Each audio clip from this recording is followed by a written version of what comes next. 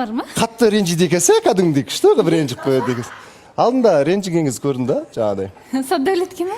Жарай, бұртиып қалды кәдімгі деп сөйлемейші. Сондайым ба. Қалай бұртиғаныңыз көрсетіп берейін ба? Ой, көрсетші. Деп өтші, ялып қалсаң. Қалай бұртиып? Жоқ, осы үш жерде тұрып алдыңыз да кәдімгідей.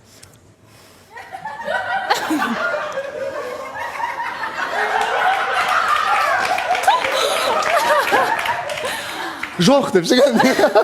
Әзілеп атыр, қол жебет балауса. Демеді, балаусаға бір тиісіп жатқан емес, көңілін көтерейін деген ғой, негізі біздің балауса. Екеуміздің ортақ әңгімеміз жоқ екен дейтінім кезіндерім болып тұрады енді. Бірақ сіз енді әзілдеп жатсыз, мереке бүгін ренжімеймін ғой, сізге білесіз. Маған да ұрысқыңыз келіп тұрған бетін. Енді әзілімен дегенмен Бауыржан, сенің орның ерекше.